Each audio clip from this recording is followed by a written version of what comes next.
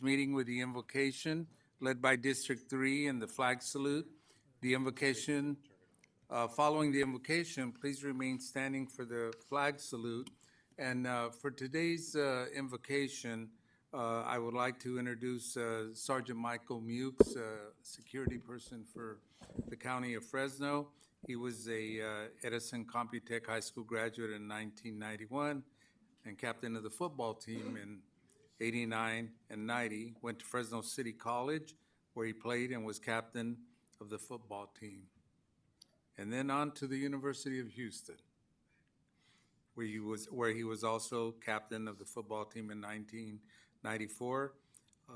He ministers at the Fresno Temple Church of God in Christ since 2008 and has been a Sunday school superintendent at the Fresno Temple Church of God since 2009. And is currently a Fresno County Security Officer, 20 years employed, 12 years as a sergeant. Welcome. Please all rise as we hear the invocation.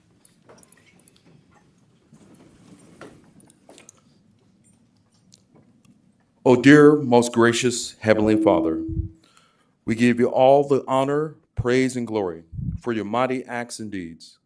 We ask for your continued blessings on the United States of America, State of California, and County of Fresno.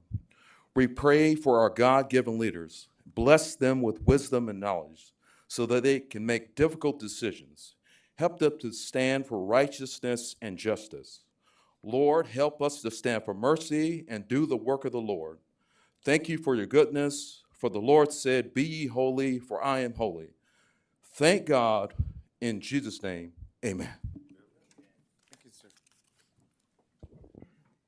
Pledge allegiance to the flag of the United States of America and to the republic for which it stands, one nation, under God, indivisible, with liberty and justice for all.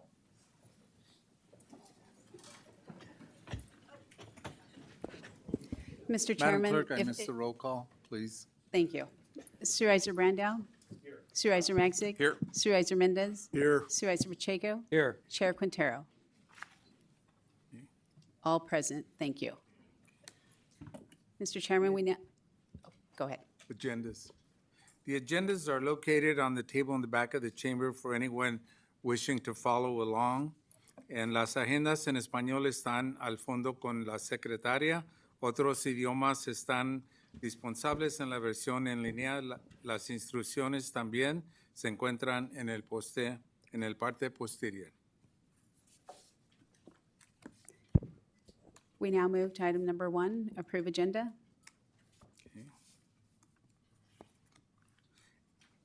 Any comments from the board members at time to approve the agenda? Second. Okay. I'll entertain a motion and a second to approve. All done. All in favor? Aye. Opposed? None. Motion passes. We now move to item number 2, approve consent agenda item numbers 18 through 76. Mr. Chairman, my office has been informed of a correction to item Can you 30. please speak louder for the audience, please? My office has been informed of a correction to item number 31 under the district attorney. The item as it appears on your agenda incorrectly refers to the vendor as Outfront Media Incorporated. The vendor's name should be corrected to match the recommended action as written in the agenda item, which correctly refers to the vendor as Outfront Media LLC. Just a correction to 31 as noted. Okay. Thank you. With that, are there any comments from board members at this time? Supervisor Brandow? Mr. Chairman, I'd like to pull several items from the consent calendar. Item number 35 for discussion. And then I also need to pull item 31, 57, and 69 to recuse myself from those votes because I received contributions. So 31, 57, 67, you're recusing yourself? 69. 31, 57, 69, pull for recusal. And whether you guys have a discussion or not, that's on your decision. But item number 35, I'd like to pull for discussion, please. Any other board members? Okay. Yeah, Mr. Chairman, I have item number 70. Okay. Supervisor Pacheco, item 70. And then For myself, I would like to not so much pull the item, but to register a no vote for item number 24, which is the Parents Matter Resolution. You have to pull it to do that. Okay? Well, that's what I mentioned, that I'll pull it. Oh, I'm okay. pulling it, but just to register my no vote. Okay? With that, I will entertain a motion and a second to approve. Got to go to the public. All right. Any comments from the public on any items to pull? Okay, Just got pulled, the correct. items that were pulled, I'll just reiterate, Mr. Chairman, if that's okay with you, so the members of the audience. We have item 24, 31, 35, 57, 69, and 70. That's a record. 24, 35, 70, 31, 57, 69. With that, I'll entertain a motion and a second to approve the agenda. I'll make a motion to approve the remainder of the consent calendar. Second. All in favor? Aye. Opposed? Motion passes. We now move to item number 3, under the Board of Supervisors, presentation of retirement plaque to Joel Gers, Department of Social Services, 26 years of service.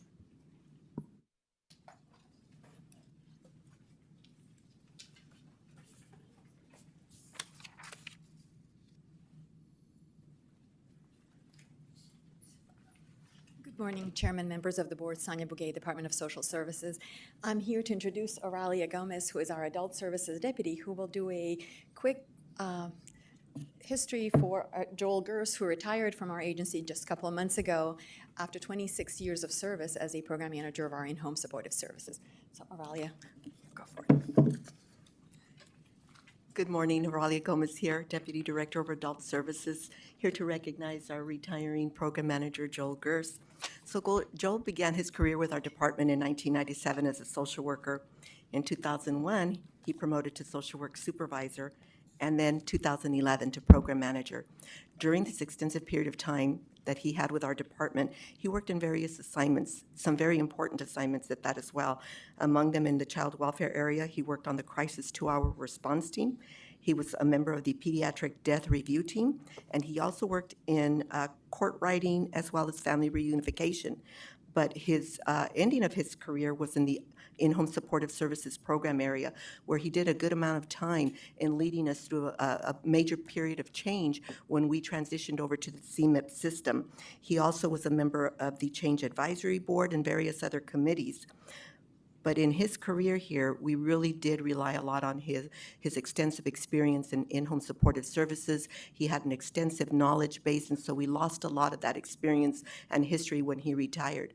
Having said that, and while we wish him well in his retirement, I will say that it's not entirely the end of our relationship with Joel, as we now know that he's doing some work for the Social Work Training Academy, specifically in the Adult Protective Services. And so we are really looking forward to him taking his experience and connection with our department to this next step in his retirement and his career.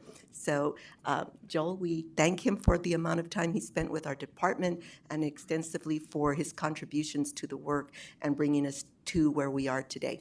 So, thank you, Joel. Any comments, Joel? Just that it was always an honor and a privilege to work for the department and the county and serving our community, and the roles that I did working with the different vulnerable populations of children, elders, and people with disabilities.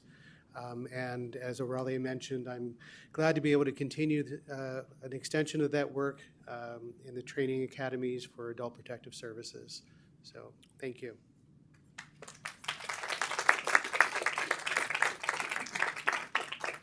Any comments from the board? Okay.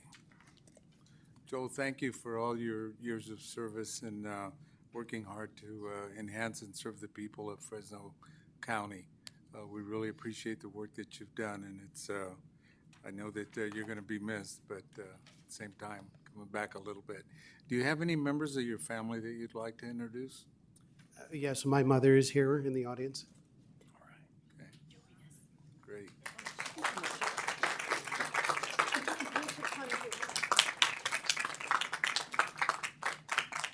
Here comes Mom. We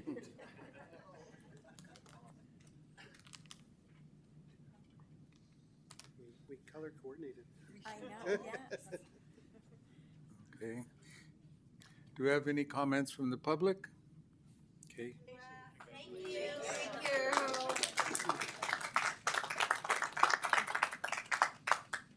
Joel, will you please step forward to receive your retirement plaque and take a photo with the family, please, and the board?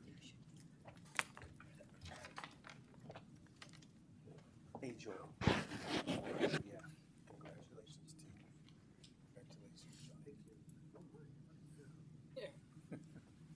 Thank you.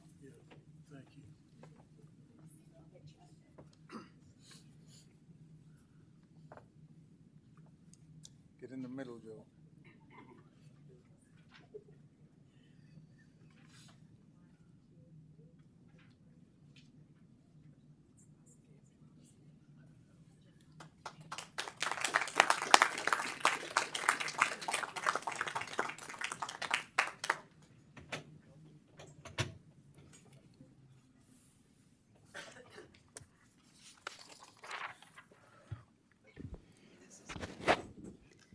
We now move to item number 4, under Board of Supervisors, presentation of retirement plaque to Michael Vasquez, Department of Social Services, 29 years of service. Okay, Division Chief Anna Veronica Clinton, please come forward, and Deputy Director Maria Rodriguez Lopez. Good morning, Board. My name is Maria Rodriguez Lopez, Deputy Director, Social Services. I'd like to introduce Michael and congratulate him for his 29-plus years of service as a job specialist. Right before his retirement, he helped in the homeless unit, which is serving one of the hardest populations we have here in Fresno County. I would like to introduce his manager to go ahead and give more details about his service. Hello, good morning. I'm Veronica Clinton. I am Social Service Division Chief. So I had the opportunity to work with Michael, and I also want to congratulate him for his almost 30 years of service to the county. I've directly worked with him the last 20 years, and I've seen for myself the great work he's accomplished with working with our clients, providing the services that are needed, and he always had a great rapport, provided great service to our participants. We like to joke that Michael's a face of welfare work due to his participation in researching and developing media content for our programs and different services we provide to our clients. So I just want to thank him for his commitment to our clients and our community, and we appreciate the work that you've done, Michael. Lorena Napolis was his last direct supervisor, so she has a couple of things she'd like to say as well. Good morning. My name is Lorena Napolis, and I am the supervisor that Michael had for the last little bit over 2 years. I just want to say that he did great work with providing services to the homeless. He gave compassion, dignity. He was always ready to help his peers if there was any research or anything that we needed to review. I congratulate him, and I am so jealous that he gets to spend time now with his parents and enjoy his retirement, a very well-deserved retirement. Thank you for your time.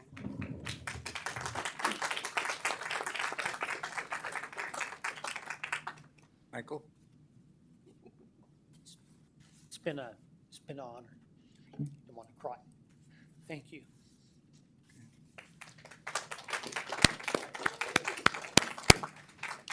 Michael, did you have anyone from your family you'd like to introduce? My father is here. My wife and kids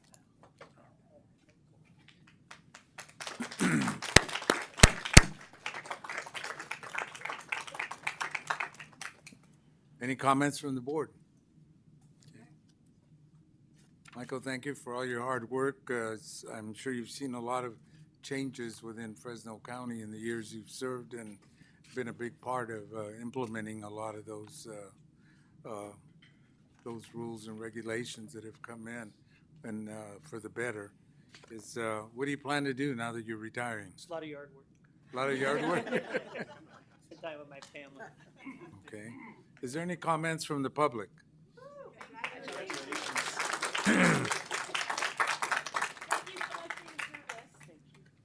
Okay. Michael, will you please come forward and receive your retirement plaque and take a photo with the board?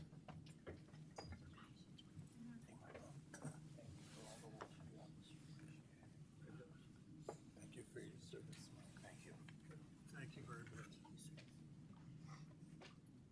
¿Cómo estás? Gusto. Thank you.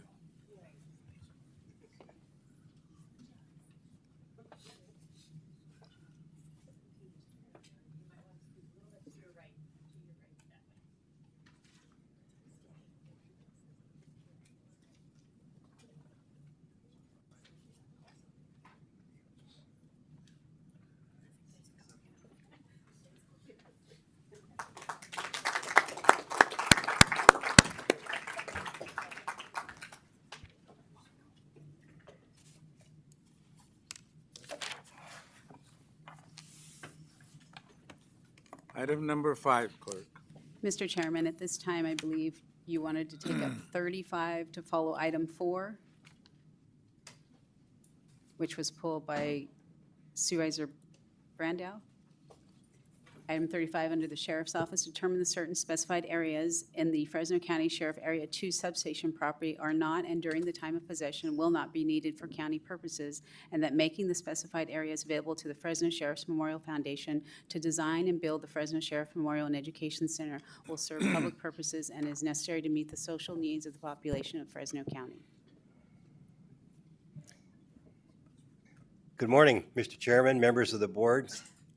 Steve McGarrian, former Fresno County Sheriff. I'm honored to see all of you again. I miss all of you guys.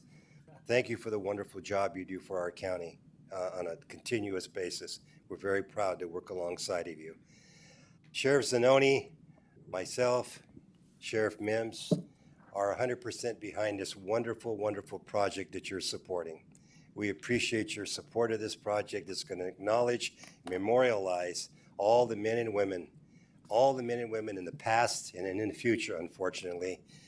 They'll put their names on this beautiful memorial, remembering them forever for the sacrifice they made to protect our community. And you being behind this is a 100% wonderful thing for us because we've given our commitment to it. We want to see this project through fruition. We want to be here to see it when it's completed. We want you to see it when it's completed. It's going to be a beautiful memorial for our community, for our state, for our nation. Believe me, it's so well thought out and so well planned. I don't know of anything that we can do to make it even better. And that's why I'm so proud to be behind it 100%. So now I'll turn it over to my colleague here. Thank you, Sheriff McGarrian. We're here, of course, to ask for approval of this item today. This memorial is going to enhance the property. It is going to properly memorialize those who have given their lives, and it will prove to be a destination for our public that will come and remember those who sacrificed, as well as being a destination for young people who will come and learn more about the Sheriff's Office, about law enforcement, and we hope hopefully in the future maybe want to become part of the law enforcement family. I thank you for your past unanimous support on this project, and also to drive home the support we have received from our community has been so overwhelming, so behind this project, and it's hopefully an easy thing to say yes to. And again, I thank you for your past support, urge approval of the item today, and look forward to your future support. Thank you so much. Good morning, Chairman Quintero, members of the board. I also am 100% behind this project, and I do encourage each and every one of you to vote yes on this today to support our endeavor to build the memorial and the education center at our new Area 2 substation. In the item, it says that during the time of possession, it will not be needed for county purposes. Well, that is the legal language. But this project, this memorial, this education center will be used for our community, used to educate children. It will be a destination. It will be a place for our members of our office to sit outside in the memorial and have lunch, or for new members of the sheriff's office to walk through and reflect upon those who have lost their lives and paid the ultimate price in the line of duty. So while maybe not county purposes technically, it absolutely will be used to further the mission of Fresno County, the Fresno County Sheriff's Office, and to ensure that we have a first-class memorial at our brand-new substation for the future, for myself, for the next sheriff, for the next members of the Board of Supervisors, and for all future Fresno County residents, and even those from the United States and maybe even other countries who will come to this location to visit this memorial, take photos, and see what we have here in Fresno County and be able to recognize those who have paid the ultimate price in the line of duty. Again, I thank you for your time and encourage a yes vote to support this wonderful project. Thank you. Supervisor Brandow? Yeah, thank you, Mr. Chairman. So it's wonderful to have three sheriffs in the same room over here supporting this project. Sheriff Mims, you said, I hope it's an easy yes vote. It is a very easy yes vote for me, and I believe it is for all of us as it has been. I have had a chance to review and look at the plans and the architectural work, and I mean, I've never seen a better memorial. So it just looks beautiful. I think it's going to be very honoring to those who've served Fresno County and lost their lives in the line of duty. And I think it's going to be a wonderful asset for our community as a whole as we honor those folks. So thank you for coming today and supporting it. And I'll hear from my colleagues and we'll make a motion and make this we'll pass this thing this morning. Supervisor Pacheco? I would just add, again, it's nice to see all you three. It's not often we see three former sheriffs. It's kind of like the former presidents all meeting, but it's a very special day. And as Supervisor Brandow said, this is pretty easy, but we do have the rules of the attorney that we must adhere to. Otherwise, this would have been no problem. Supervisor Magzik? Sure. So I like to be a little sentimental. I know it was about 18 months ago I met with Preston Little, and the Sergeants Association had this idea to build something that would honor individuals who've lost their lives in the line of duty. And it's not just for deputies, I believe it's for correctional officers as well. And so it was a very high bar they set for themselves. They didn't know where the money was going to come from. And I just want to say thank you to that association for having the vision, and then for the community just really rallying around this idea, bringing the resources together. And, you know, I'm excited to be here today, and I'm also excited that this memorial is going to be in my district. And while we will be somber when we're at the memorial site when it's finished, it is something which brings comfort to family members who have lost a loved one, because when a loved one is memorialized like this, their memory lives on forever. And as someone who's experienced tragedy and the loss of my father unexpectedly, one of the things that always haunted me is that I would be the only one that would remember him one day. But God's been good to me, and I know this memorial is going to be very good to the people of Fresno County. So I appreciate the sheriffs for stepping up, and again, the community for embracing this idea. Supervisor Mendez? Well, he took most of what I was going to say, because I just want to recognize Preston Little and his group. Preston standing in the back of the room. You know, I think it was a couple of years ago we actually sat down in Crothers and at the donut shop, and we're talking about this. So, you know, and it's always good to see all three sheriffs here. That's always a plus. Thank you. Thank you. Well, one thing's evident, the two sheriffs that are retired way too early. They'll look good and ready to serve. I got to tell you, I was fortunate enough to attend a couple of the planning meetings. Preston, you invited me, so I went, and really appreciated getting a lot of the insight of the development of the memorial.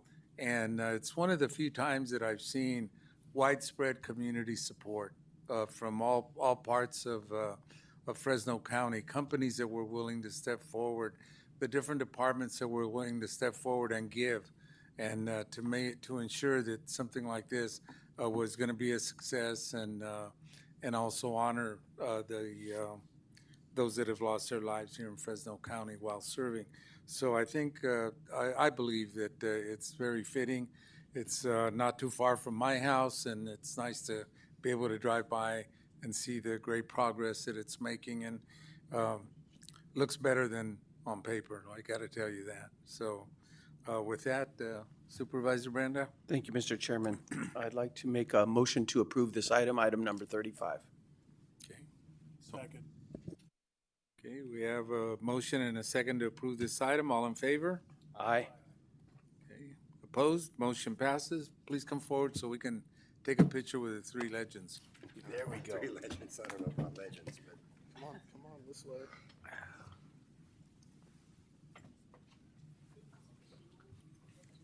What's that?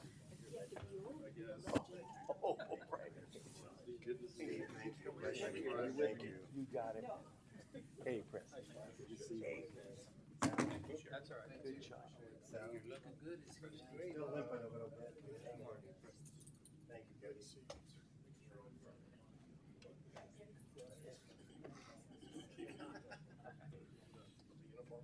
There you go, yes.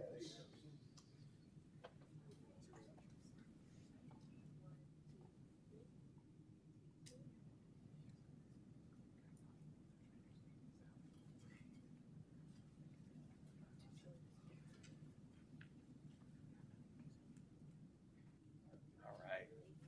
Good deal. Thank you very much. All right.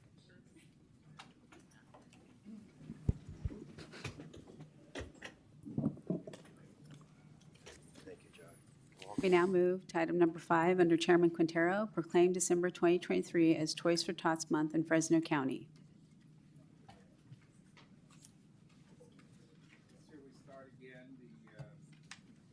We start again this year, the Toys for Tots program. And with that, I'd like to ask Jessica Montano, Jordan Montano, and Stefan Hicklin. Good morning. Good morning, Jessica. Good to So see you. Stefan couldn't be with us, unfortunately, today. He's out of country. But I do have my daughter, Jordan Elise Montano, with me today. I wanted to first start by saying thank you to you, Chairman Quintero, for your continued support on our program. Former Supervisor Perea started the support of the supervisors for our campaign every year, and you've taken that torch and carried it valiantly, so I appreciate that. It's important that we have the support of the Board of Supervisors, because that helps us with awareness and support of the community also to back us as well. So I want to thank you for that support. I also wanted to speak on my daughter. The reason she's here today is she's also been helping me since she was about 5 years old. But this year she was selected as one of the 3 youth ambassadors by the Marine Toys for Tots Foundation to represent Region 6, which is the 8 most western United States in the country, as well as the territory of Guam. So she's one of 3 that represents Region 6, and she's going to carry this torch for the next year. But she's stepped up in a leadership role to engage her peers and the youth in our community to be able to support children helping children. So the kids are the most important thing and the reason why I'm here and continue to do this. And I do also want to thank our Public Information Officer, Sonia Dosti, for her support and collaboration in preparing a internal employee toy drive. So we've initiated that starting yesterday, and that'll run through. But with all of that support, again, it helps to make our program successful and our marathon weekend successful as well. So thank you. Okay. Any comments from the board? Supervisor Magzig. Quick question. It's my understanding, I saw a post on social media a couple weeks ago that you were in search of a storage facility. Were you able to procure one, or is that something you're still in search I of? did procure one last week. So we are in officially. We have a place to work out of. So thank you for asking. And you have an amazing family, because some of your family members were the ones that were reaching out. So Oh, yeah. thank you for all that you continue to do. Thank you. Any other comments? Okay. Jessica, I want to thank you for continuing to serve in the role that you do every year for the Toys for Tots. I know it's your commitment and your passion. The thing that I look forward to as well is that each year, you get towards the end of it and you come across more families in need. And so you always put the plea out to the community. And somehow, some way, everybody responds and we have a lot of happy children at Christmas. So I want to thank you for adopting all these children and taking care of them at Christmas. And I mean, it's just a wonderful job. Is there any comments from the public? Thank you. Okay. With that, I'll entertain a motion and a second to approve this item. I'll make the motion. Second. We have a second. All in favor? Opposed? Motion passes. Please come forward and accept the proclamation, and thank you for all you do.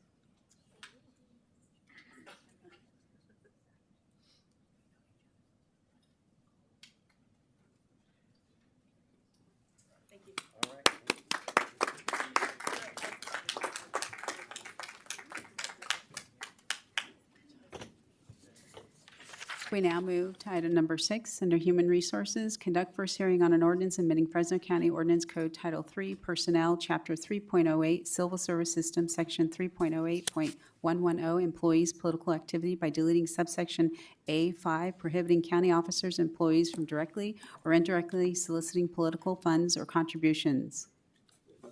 Ms. McGill. Good morning, Chair, members of the board. Hollis McGill, Director of Human Resources, and with me is Stephen Wood, Senior Human Resources Analyst. The item before you is simply an administrative cleanup item based on the state government code deemed unconstitutional. This does not change any other part of the ordinance. It just simply aligns it with the state law. But I'm here to answer any questions. Okay. Any comments from the board? Okay, seeing none, any comments from the public? Okay. You've done good. I'll move for approval. Second. We have a motion and a second to approve this item. Oh, I think we have a person Oh. Hello, I'd like to speak about this revision, if that's okay. Hi, my name is Brent Burdine, and my youngest son spent 2.5 years in the Peace Corps in what we would describe as a third world country, where he described many times to me the overtly corrupt civil service. And I'm afraid that, I'm very concerned that if we drop these provisions to where we allow public employees to solicit for funds, contributions for political causes, we're talking about people soliciting funds, money, for other people's, there could be their bosses, their managers, political positions. And I'm concerned that's a slippery slope that I don't want to see Fresno County go down. I don't care if it aligns itself with the state government or the federal government. I think civil service should be based upon merit and competency, not if I agree with my boss's political position or how much money I should donate to their political cause. At one time, I used to be a county employee, and I remember going before boards for promotion, for placement, for employment, I can imagine, would there create a perception that I would need to make donations to my manager's political cause or to her political cause to be hired, to be promoted, to be transferred? So this is something I'd like to hear from the board on what your thoughts are, because this is a very slippery slope. Because internally, if you allow the civil service employees to behave this way, at what point does it come to where the citizen, the public, comes before a civil service, whether it be Hall of Records or a sheriff? Do they need to, are they going to be solicited for political causes? Should they be donating to the right political causes to receive county help, assistance? Should that fall in line? And to go back with my sons, my youngest son's experience, that was yes.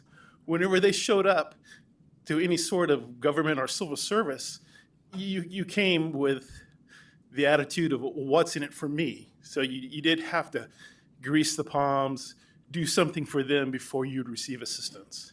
So again, I think this is a very slippery slope. I don't care if it aligns with the state or the federal government. I think we should think about it carefully. Thank you. Okay. Any other comments from the board? Okay, seeing none. I do want to ask a question. Well, you go first, and then I'll go after you.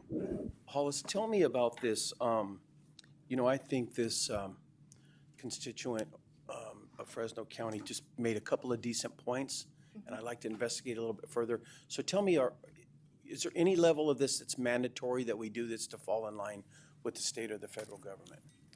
It's not necessarily mandatory, it's just this would be unenforceable. And I'll defer to council on that piece of it. I don't think that this, in terms of off-site, has historically been enforced. And I would point out that this amendment keeps in place the prohibition of political activity on county facilities and on county time.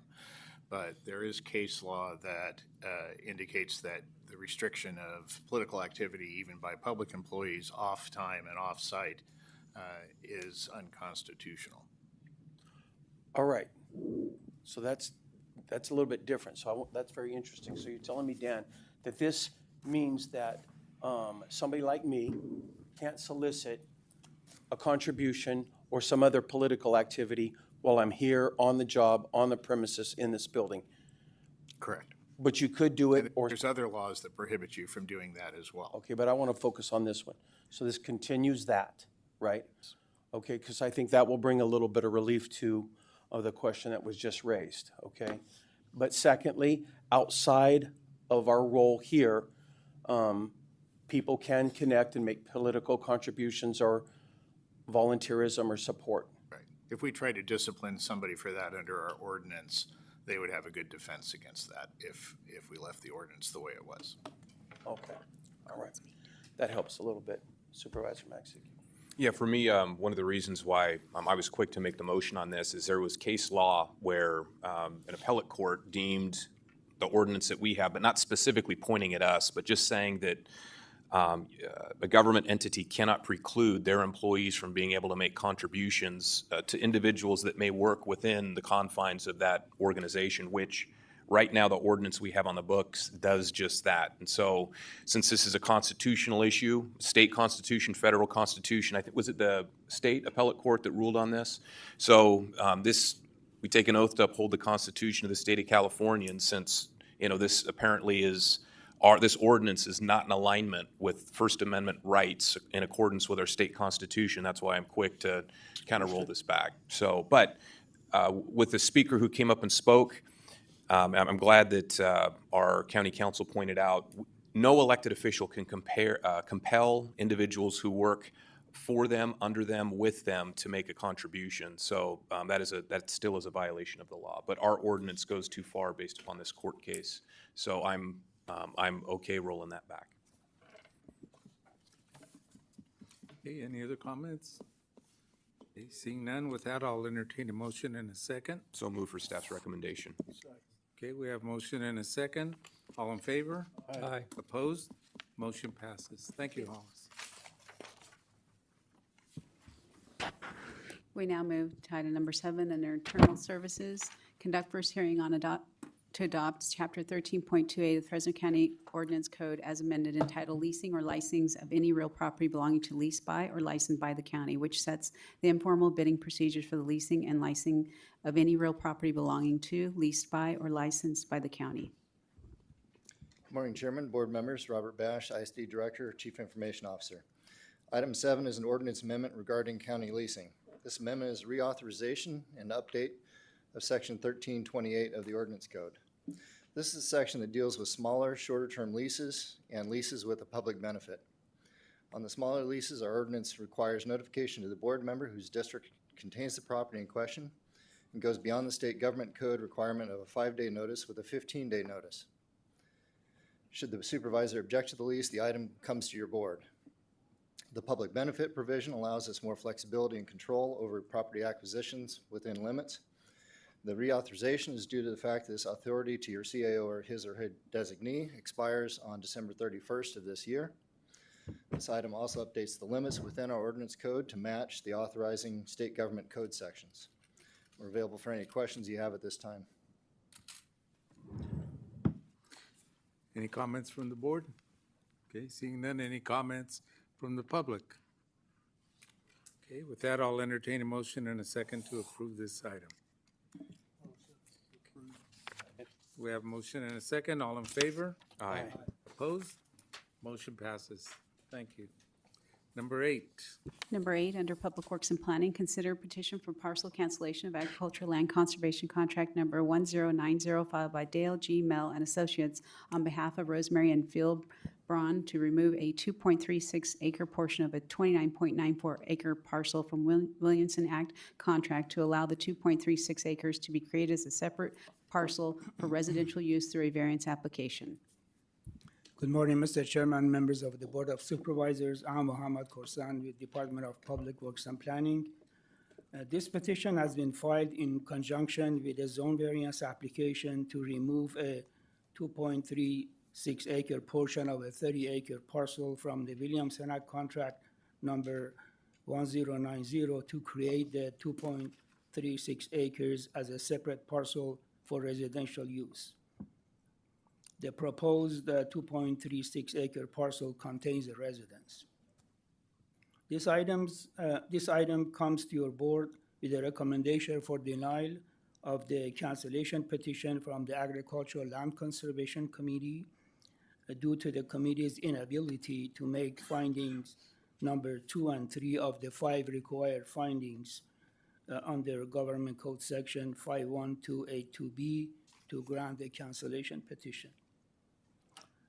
If your board is able to make the required findings, your board can approve the cancellation petition by taking actions listed on page 1 of the staff report and subject to the conditions listed on page 2 of your staff report. That concludes my presentation, Mr. Chairman. Thank you, sir. Okay, any comments or questions from the board? Okay. The applicant? And Supervisor Mendez wants to.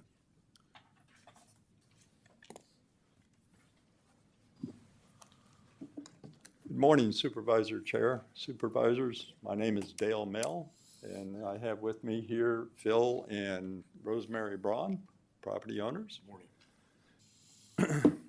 We're here to address, the uniqueness of the site that we have here with ownership.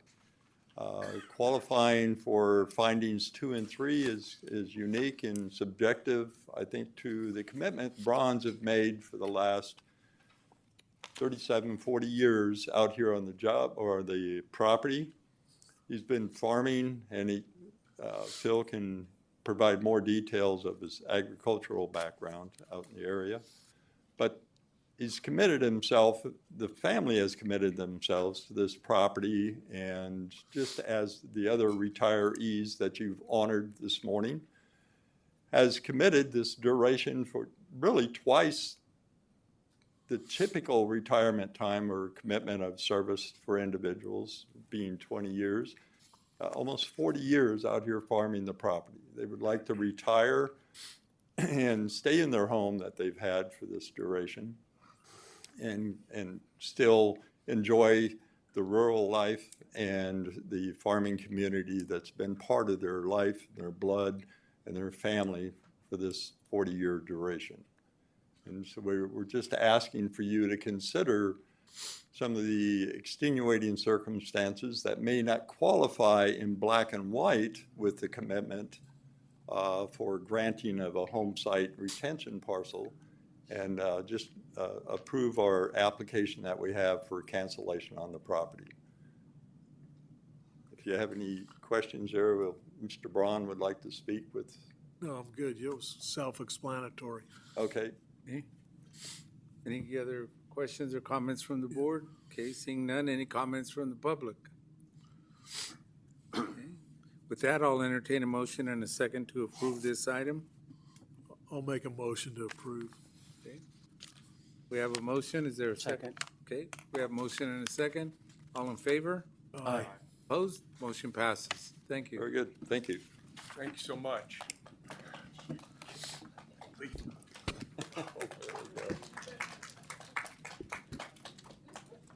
Item number 9, clerk. Just for clarification, Supervisor Mendez, that also included the conditions on page 2 of the staff report, correct? Oh, thank you. We now move to item number 9, under Public Works and Planning. Consider petition for partial cancellation of agricultural land conservation contract number 50 filed by Dirk Puschel Land Development Services Incorporated on behalf of William Booz and Company, a California General Partnership, to remove a 2.33 acre portion of a 118.95 acre parcel from Williamson Act contract to allow the 2.33 acres to be created as a separate parcel for residential use through a variance application. Good morning, Mr. Chairman, members of the Board of Supervisors, Mohammed Korsan again with Public Works and Planning. This is a similar item. This petition has been filed in conjunction with zone variance application to remove a 2.33 acre portion of a 119 acre parcel from the Williamson Act contract number 50 to create the 2.33 acres as a separate parcel for residential use. The proposed 2.33 acre parcel is not developed with the residents.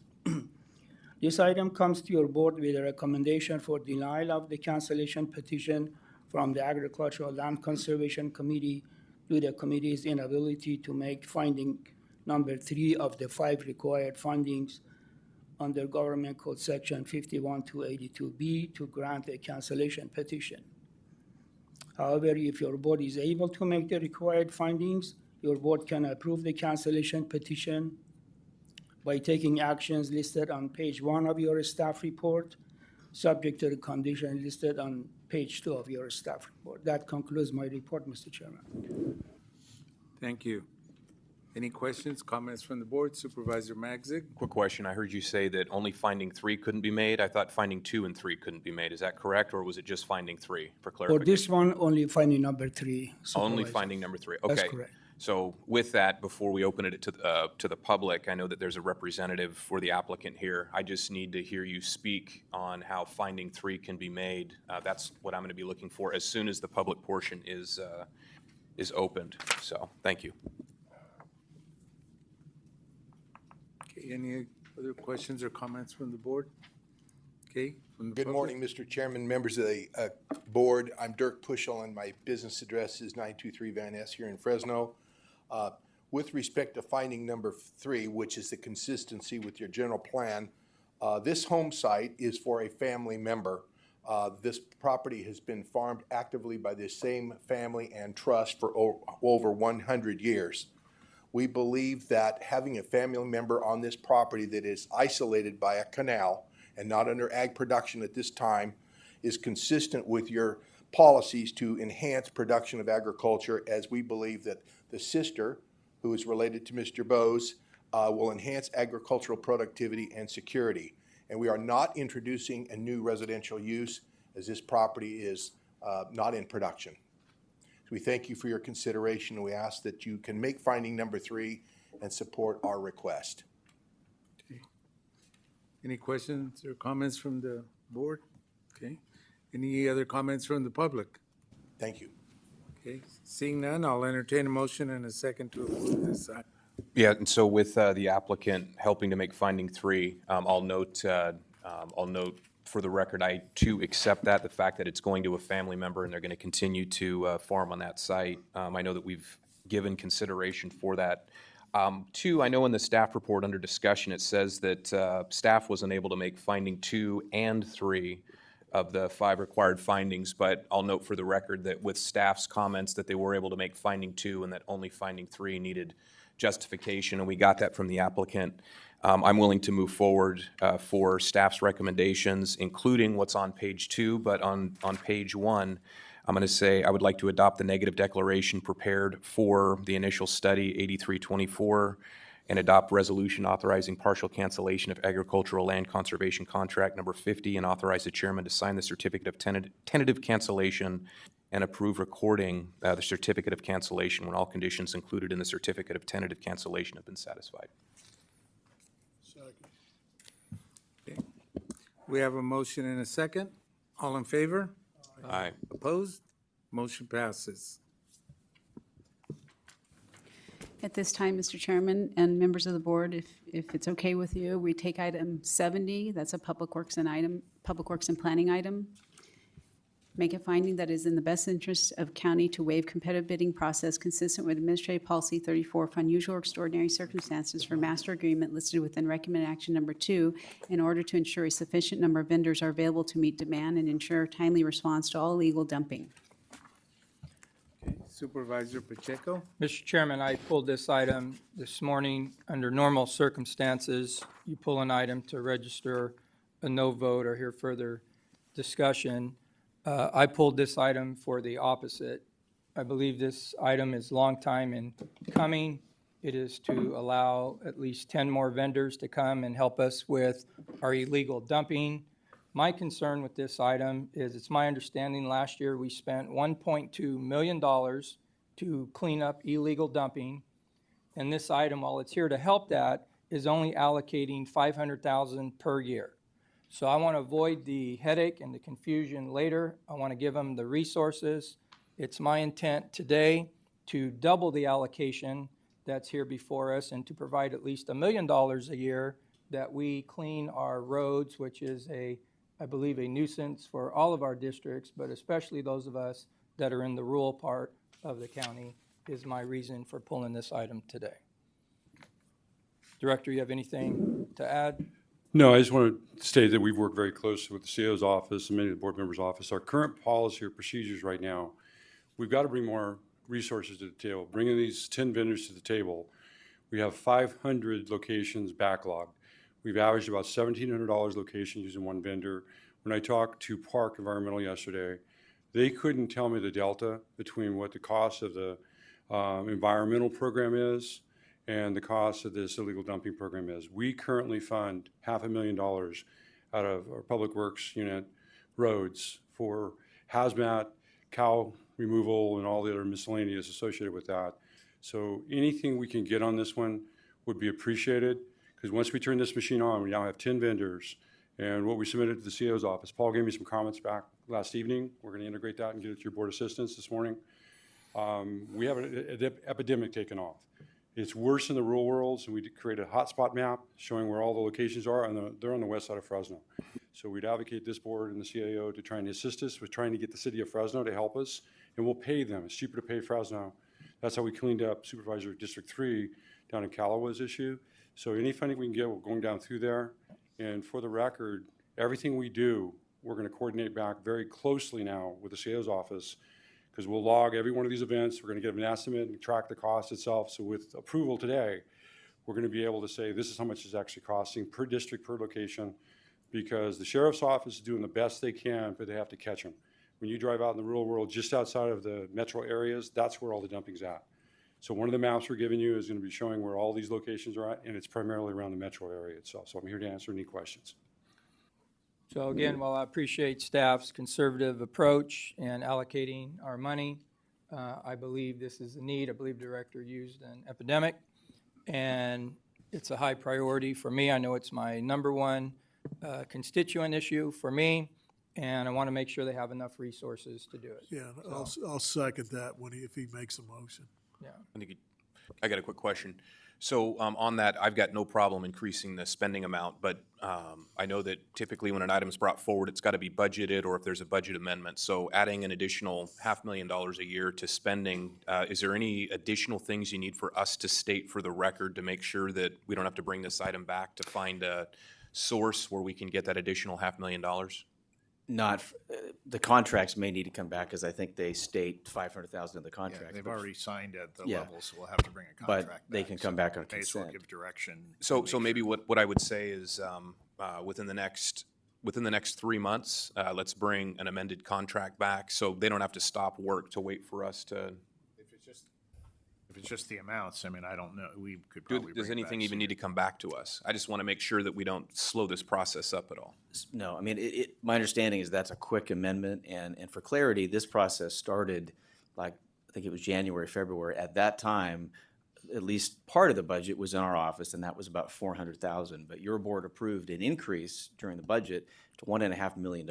So I wholeheartily agree. This is the time to do that, but we would need to bring the contract back. But that, to me, that's a quick consent. That could come back very soon. So CAO, are you suggesting they vote yes on this one and we just bring an amendment back to increase the Yes. amounts? What's going to be really important for us is delineating whoever we use. What we've been doing, we're trying to wean ourselves away from. It's instant on. When you're on, one of your offices calls us or CEO calls us, we dispatch. We're going to put a pause in that for one day and try and get one of our other contractors to do it, because park's very expensive. But some of the other contractors, one of the maps we're going to give you is where they're located from. So we're going to hire a contractor to go clean up somewhere in Coalinga, out of Coalinga area, and vice versa around the area itself. And we're going to create a metric, what's it costing per unit to do this? Plus, we're also implementing, we did it in area, District 5, we did it in District 1, pilot projects. We'll actually pay the dumping fees for, if you'll bring it to us, we'll pay the fees, because we didn't have any labor, any transportation. And we've had some bites. We had the city of Mendota do that a couple times. I think the Fireball did it. So we're opening that up too. Anything we can do to get our costs down, money is precious, we get that. But our challenge is, once we get a call, if we don't do something, then all of a sudden that pile grows exponential almost overnight. And it doesn't matter where it's at. It's just once you get outside of town, they dump. The sheriff's done a wonderful job. They caught a lot of the bad guys. CEO paid for several of the license plate cameras. We're trying to find a way to fund it in our park sites to be able to help us with that too. So we're partnering with the sheriff. We used to be able to fund the sheriff about $250,000 a year, but because of storm events, we had to pull back this year. We're intending to go back next year to do that, to pay for the extra time and then for the Ag Task Force. So we're trying everything we can, partnering with Caltrans, partnering with the cities, but nothing seems to be working, because we see a lot of TIs done, improvements in homes that just outside of town, you see the sheetrock dumped on the road. And these roads are out in the middle of nowhere, so nobody's catching them. And there's not enough law enforcement to go after them. Anything we can do, we're going to cut the cost down and communicate. We're going to report back to you on a monthly basis what the status is, to the CAO's office on a weekly basis of what our costs are and where we're putting all our resources. How soon will the contract come back for approval? The department's going to be the one to bring that back, but that, to me, that if it's just the amount, that shouldn't take long. So I think that next. So we'll see. I think we're beyond our timelines for the December date, but anything we can do, we already have one of our staff working on a contract now for us, amending in the contract. We'll bring it back as soon as I can get a person to sign to it. I think hopefully That's December, part if of the not January. concern. The sooner the better. Yeah, but I think the key is, the reason we would suggest you approve today's action is we don't want to slow down the other cleanups that these vendors can begin now, because this isn't just the trash cleanup. These would be your homeless encampments as well. And so getting them started won't stop them from coming back with an amended contract. That would be what I would recommend, with your direction to come back at a later date with the amendment doubling the limit. I just wanted to make a comment. This past weekend, my wife and I were driving out on an Academy, and somebody got creative with a beat-up tractor tire and painted it lime green, and then hung Christmas balls on it. So it was a nice attraction, made it look like a wreath, and it was a nice attraction for drivers going down Academy. Eye catcher. Okay, so we have a motion and a second. All in favor? Aye. Opposed? Motion passes. Thank you. Thank With you, your permission, Patel. Supervisor, I was going to take up the items that Supervisor Brandow pulled to abstain or to vote a recusal vote. I would start with item 69. Under Administrative Policy Number 34 for competitive bids or request for proposal AP 34, determine that an exception to the competitive bidding requirement under AP 34 is satisfied, a suspension of competition is warranted due to unusual or extraordinary circumstances, and that the best interest of the county would be served by entering into an agreement with the Kirkland Foundation.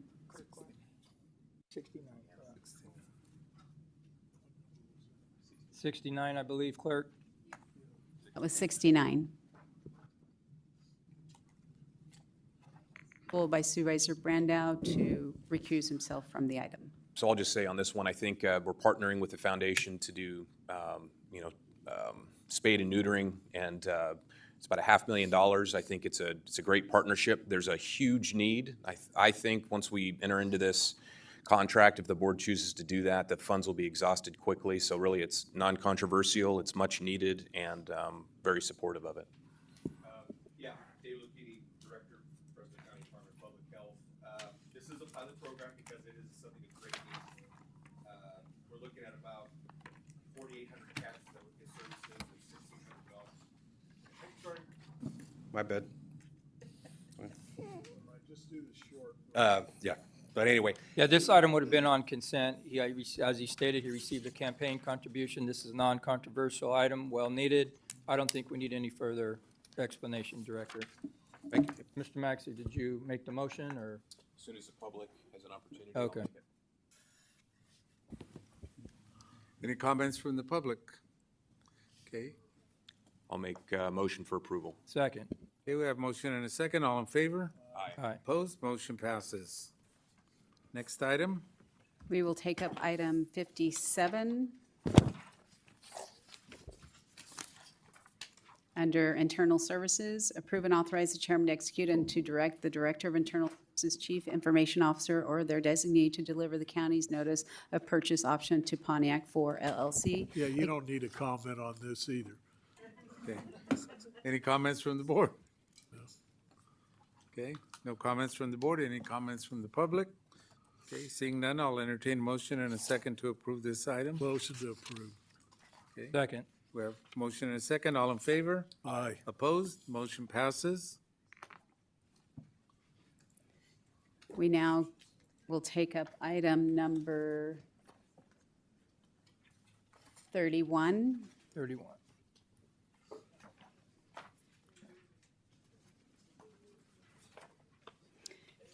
Approve and authorize the chairman to execute Amendment 2 to Agreement A-22-058 with Outfront Media. District Attorney's Office. Again, Mr. Chairman, I think it's just a conflict because of campaign contribution. I don't believe it's a controversial item unless some member of the public wishes to state their opinion. I believe we can move forward with this. Thank you for the clarification. Any comments from the board? Seeing none. Any comments from the public? Seeing none. Entertain a motion and a second to approve the item. We have a motion and a second. All in favor? Aye. Aye. Opposed? Motion passes. That takes us up to item 24.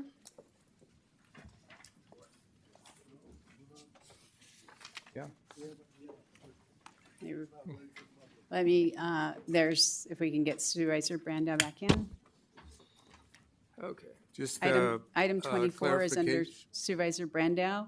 Adopt an amended resolution establishing a parents' matter approach to reviewing age-appropriate children's books in Fresno County libraries. Just a clarification to the members of the public. Today, we'll allow 30 minutes on the topic and 2 minutes per speaker. So the time is 25 minutes to 11. Yes, sir. Please proceed.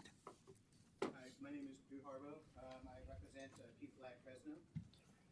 According to the National Coalition Against Censorship, censorship happens whenever some people succeed in imposing their political or moral values on others by suppressing words, images, or ideas that they find offensive. This act demonstrates the truth that you don't have to ban a book outright in order to suppress or restrict the ideas, information, knowledge, and stories within it. And I'll actually allow the ACLU sent to a really good letter with relevant court cases that I'll defer to. In this last meeting, Supervisor Brandow, you stated that this resolution does not, quote, target the LGBTQ crowd, as you called the human beings of my community. But in the very next breath, you revealed that only 3 out of the 7 examples that you had up with you that day weren't about our community. And that leads to the question, what about the other 4 out of 7? That's almost 60% of the books that would target the human beings of my community. Every kid, every human being deserves and has the right to be able to find stories and information about themselves and their families in the shelves of our public libraries. We did a survey. I have that data here to share with you. I've shared it there. This is just a few of the piece of information with that, along with a few of the quotes added on from. And I asked folks, the second page of that is the most enlightening. I asked people, do you trust the review board created by the Parents Matter Act would act in a nonpartisan way, free of ideological motivations regarding the content it would sequester and restrict access to? And people said 100% no. I fear it would act in a politically motivated way. And I asked people if they thought it targeted the LGBTQ crowd. 98% of people, once you add it up, I think, said that they believe that it does target my community. Mr. Mendez, there's no amendments that can be made to this act to change the fact that it is censorship, pure and simple. I urge you to vote no on this. Allow all the voices of this beautiful community to stay on the shelves. Thank you. Good morning. Thank you for letting me speak.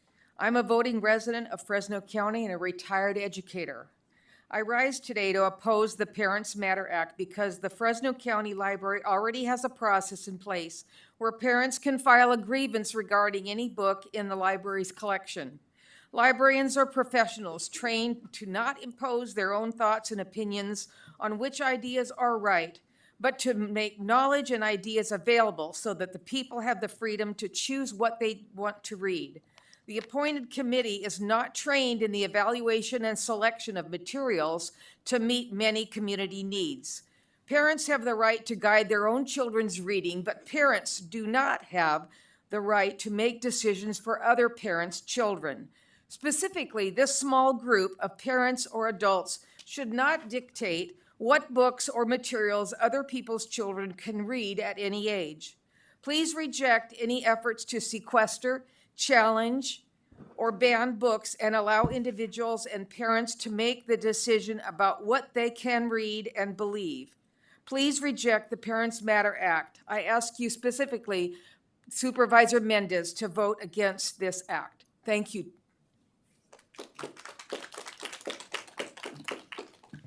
Hello, I'm Sarah Smith. I'm the district librarian in Sanger, and I live in Clovis. I believe that the committee established by the Parents Matter Act is nothing short of government overreach, and simply put, would bog down the library in bureaucratic quagmire. There is already a policy in place for both the selection and reconsideration that is done by trained professionals. Let them do their job. Parents and concerned citizens should follow the current procedure in place instead of creating an additional unnecessary procedure that circumvents and would be at odds with the current established process.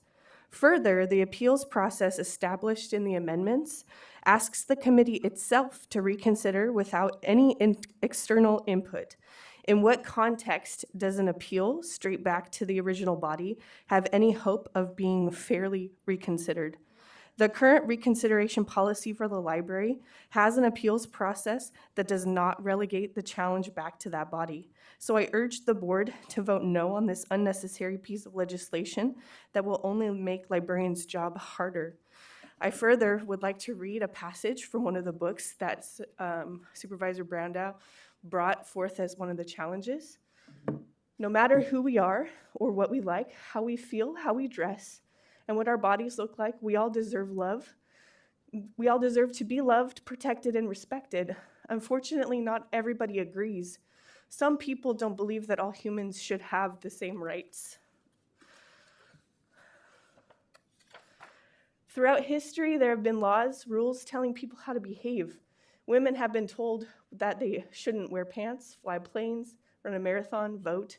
Men have been told that they can't take care of babies, be scared or sad, become a nurse or a flight attendant, clean the house. Do you think these laws and rules are fair? Thank you.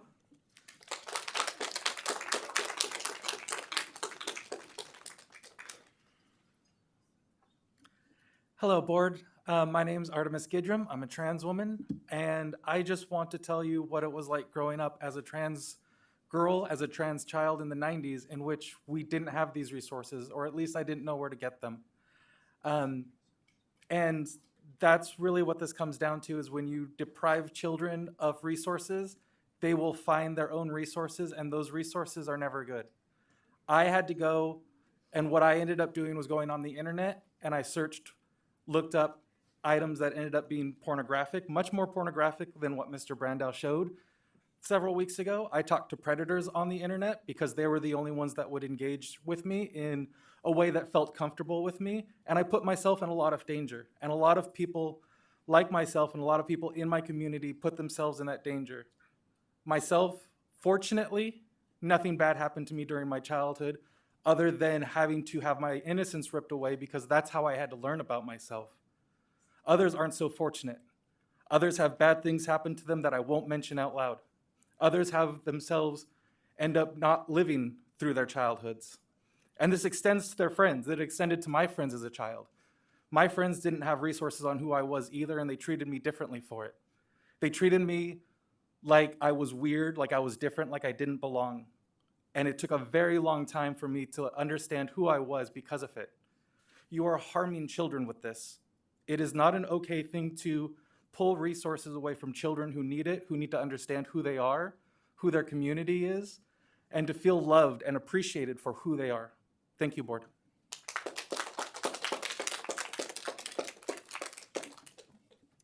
Good morning, Chairman Quintero, fellow members of the board.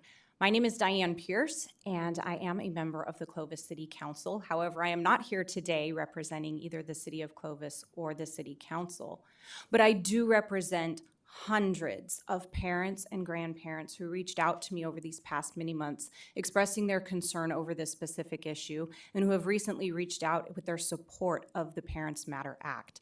And so I am pleased to have the opportunity to bring that support to this body today.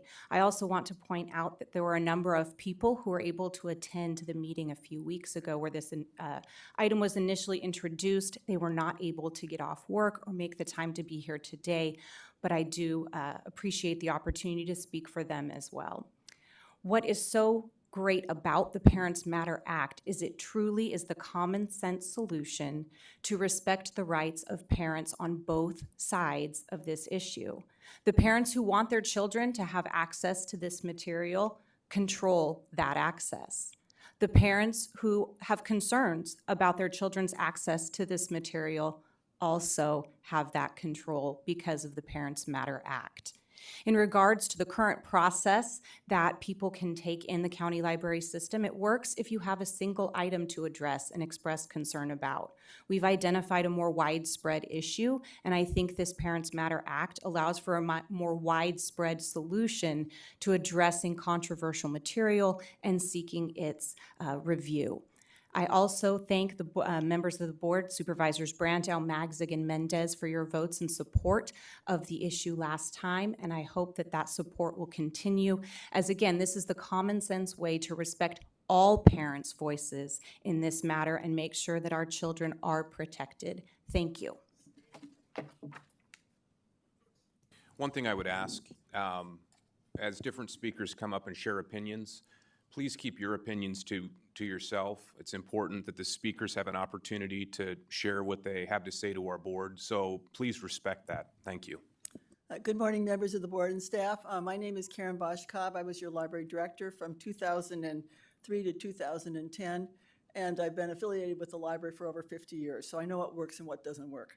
I'm here to give you 6 reasons why you should oppose this resolution.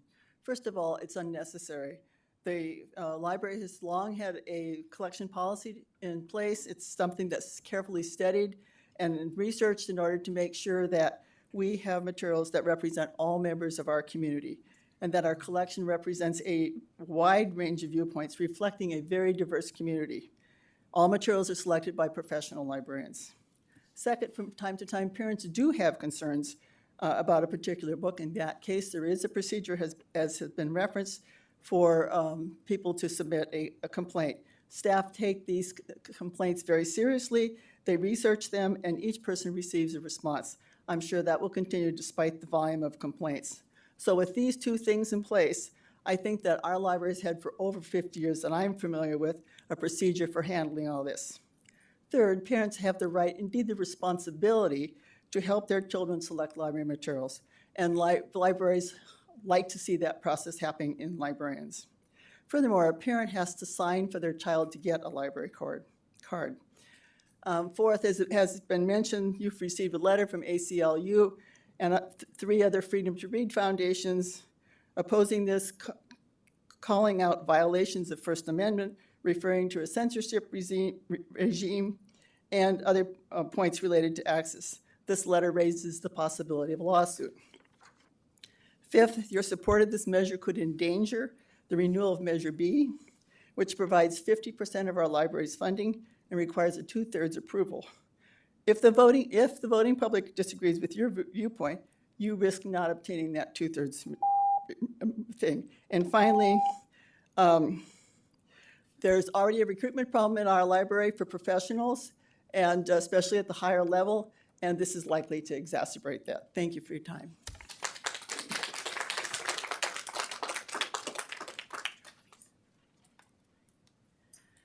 Hello, my name is Crow Fitzpatrick. I am a trans person. I live here in Fresno. When I was in high school, I found a book in my library called Stone Butch Blues. And it was the first time that I read a book with a trans character. And that book did not make me trans, but it did give me hope because it made me have a word for who I am. It helped me know that I had a community and that I had a history. And in 1933 in Germany, there was a giant book burning. And the books that were burned were books from a library about sexuality and gender identity. And from that book burning, a librarian was inspired to create the Library Bill of Rights to try and fight the suppression, censorship, and banning of books. And our history is repeating today, and libraries reflect our community.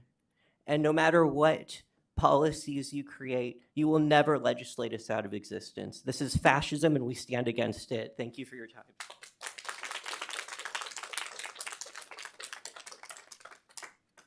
Good morning, my name is Erica Leonard. As a mother who homeschooled 2 children all the way, K through 12, relying heavily not just on public libraries, but on a devoted community of homeschooling parents, some much more conservative, some much more liberal than myself, all of us together finding common ground in our shared commitment to preserve and protect our right to parent and to educate our children without government intrusion. I'm appalled, not just by what I see in this document, but by the apparent rush and lack of due diligence that has brought us to this spot today. I want to believe you have done your homework. Regarding the potential costs incurred to defend this county from litigation filed as a result of passing this, to manage yet another committee, because making a government committee volunteer doesn't make it cheap. Perhaps most breathtaking is the number 11 parents. What do you see in this county? Over 1 million people, thousands of families so rich in culture, heritage, history, language, tradition. What do you see that could inspire confidence that 11 volunteers have what it takes to make parenting decisions for them all? The good news is you have the opportunity now to pause. You have a system in place that includes a clear, simple request for reconsideration process that allows parental freedom for all Fresno families and that protects children by honoring parental responsibility. Every parent in this county deserves to have the freedom that I had as a homeschooling parent, and they also have the responsibility that I carried to protect my children in public spaces. Freedom and responsibility, both that this legislation takes away from all but 11.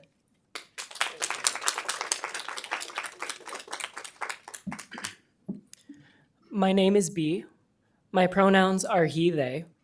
I've lived in Fresno all of my 21 years. I was born here and I was raised here. I love my hometown and I love my community, But now I stand here in an attempt to convince you that stories like mine are not inherently inappropriate in any way, shape, or form. We are people, and our stories deserve to be told just as much as anyone else's. What we're seeing here is the assumption that gay inherently means sexual and is therefore inappropriate for young readers. But that is a false assumption that removes all tenderness from the queer experience. To quote Justin Richardson, who, with his husband, wrote the book Tango Makes Three, which has faced many similar complaints, bans, and restrictions, that's when you know we're dealing with projection.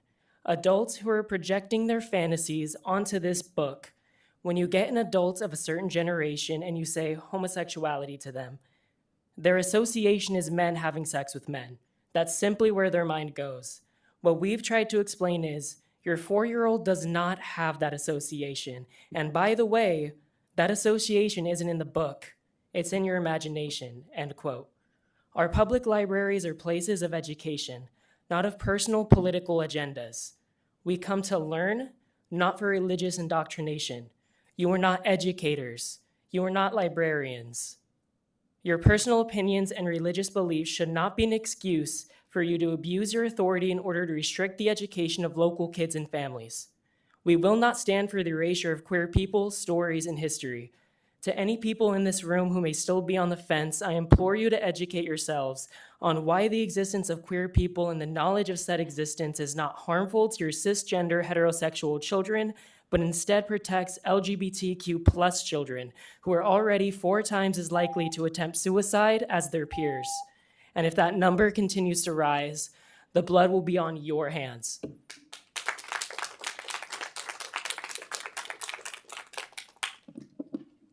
Good morning. My name is Elise Higgs. I've lived in District 2 my entire life. First of all, I am embarrassed and appalled that with all of your time, money, and resources that you have, you choose to spend it on something like this.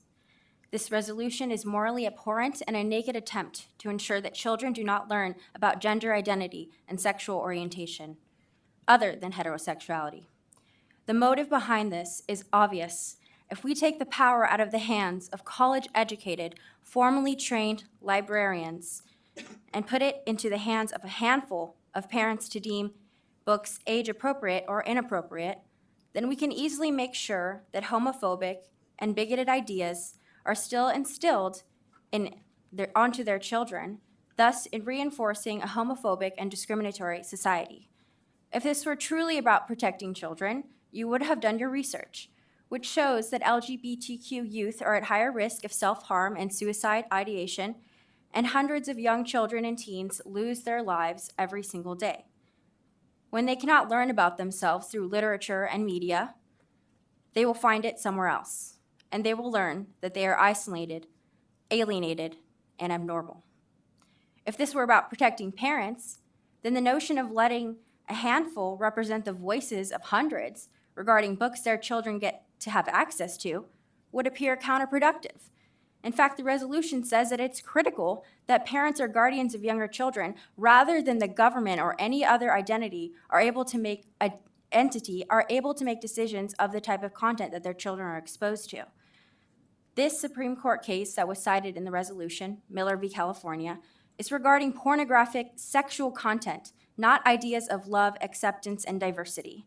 You would be hurting the children of Fresno County if you pass this resolution, and there will be political and moral consequences.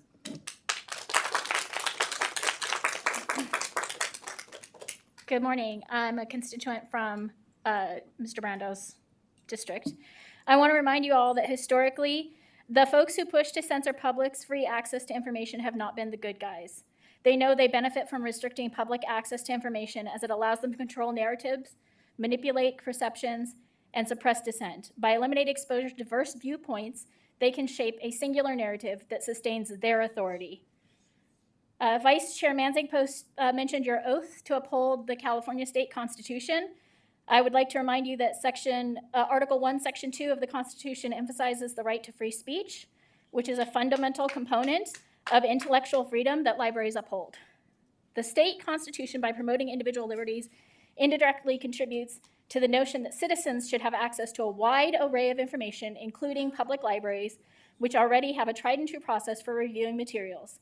Sequestering books to a restricted section is censorship and historically a step towards book banning. Equally important to the principle is the principle of parental rights. Parents, not the state or well-intentioned committees, have the primary responsibility to guide their children's intellectual development. And your parental rights end where mine begin. I have the right to make informed choices based on my family's values. And let's not forget the 14th Amendment, cornerstone of our Constitution, which guarantees equal protection under the law for every citizen. And the libraries have continuously upheld this. That means that my values get to be on the shelf along with your values. In conclusion, let's trust the existing system for materials review designed to address these concerns and respect the right of parents to parent their own children and uphold the principles enshrined in the California State Constitution, the 14th Amendment, and the right side of history. Our public library stands as a testament to enduring strength of these ideals. Thank you.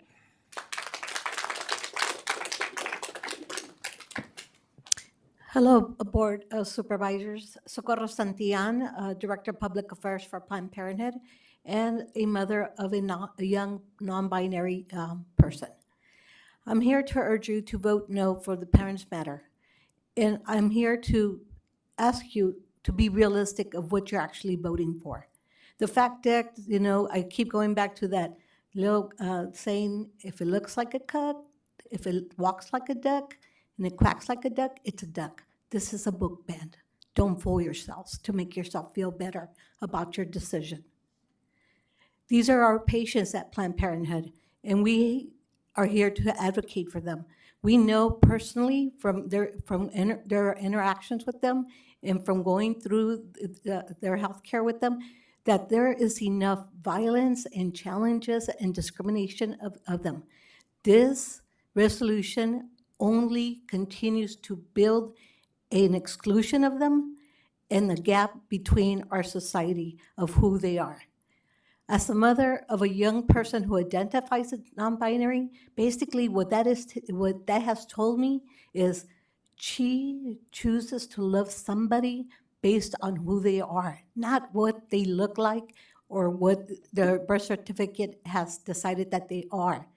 And my biggest fear when they came out to me, it wasn't that they were non-binary, but how the society was going to treat them. It scared me exactly of what you're doing, of excluding them and make them feel that something is wrong with them. And that's why we gotta hide these books, right? No. When you started this meeting, you started with prayer. But what hypocrite starts a meeting with prayer and then says, let's hide these people because they're different, because we're scared of them, because they're gonna get us all to be gay. That's being hypocrite. Follow God. God did not create and did not make mistakes. These are your loving children and they're part of the society. Protect them.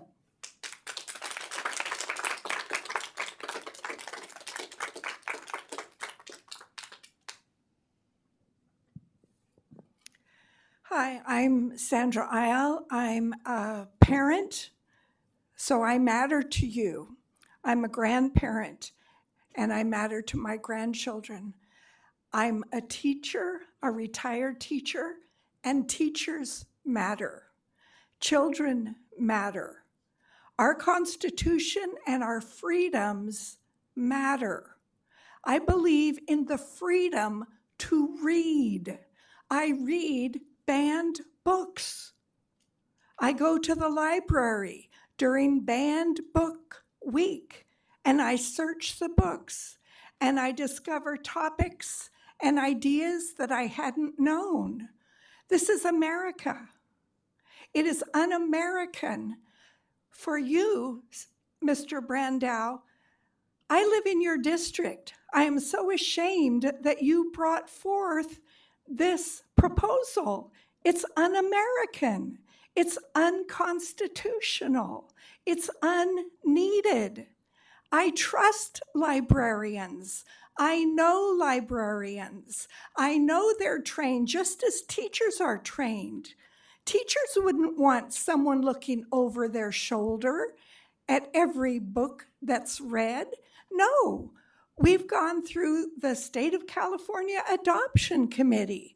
That's where our books come from. We get books from the library. That's where our enrichment books come from. We don't need professional people. Your librarians are professional people. You've hired them because they know how to run libraries. You're showing disrespect for those people when you say they need to have someone looking over their shoulder. Vote no.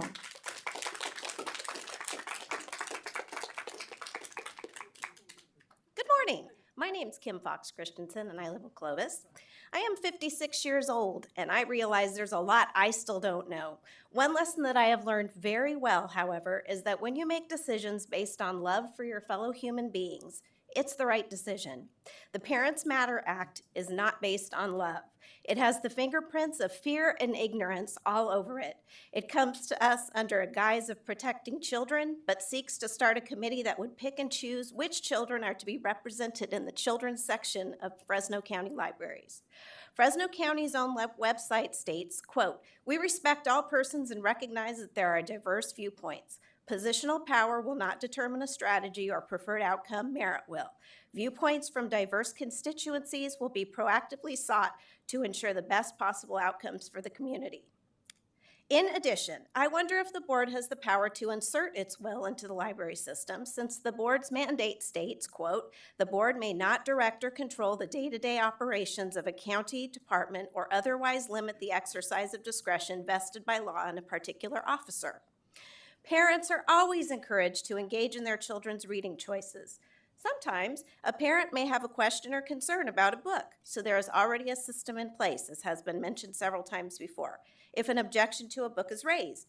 By suggesting some new concept of review, you are directing and controlling day-to-day operations of a county department where professional librarians maintain order. Also, if you agree that viewpoints from diverse constituencies will be proactively sought to ensure the best possible outcomes for the community, allow the already agreed upon system to work. Please act out of love for our children, all of our children. Thank you for your attention.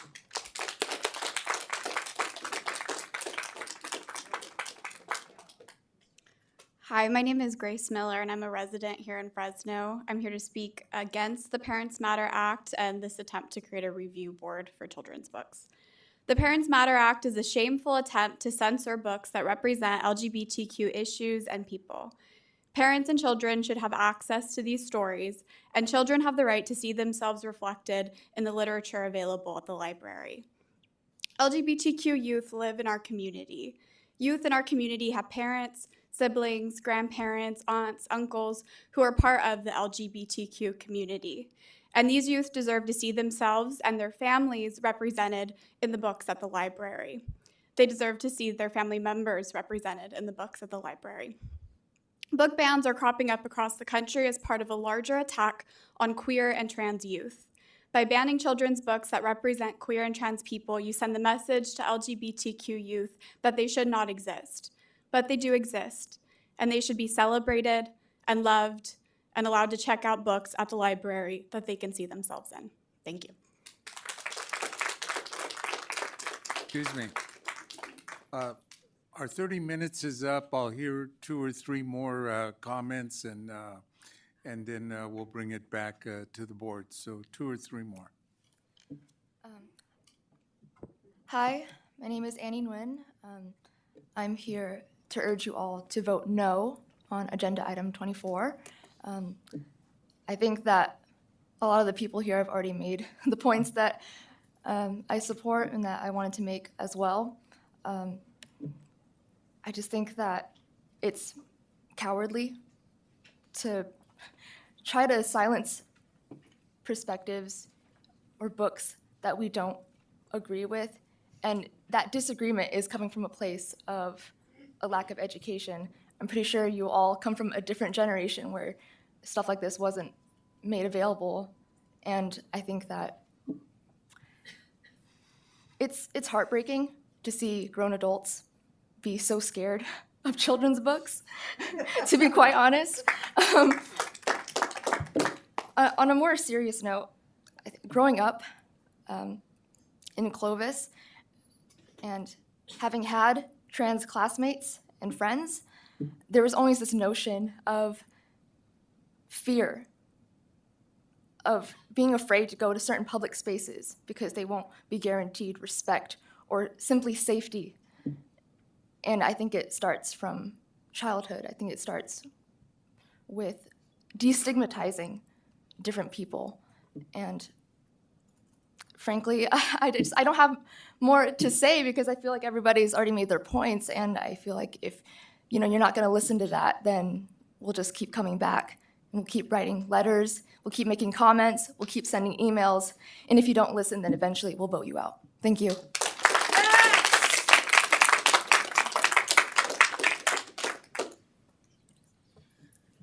Thank you for giving additional time.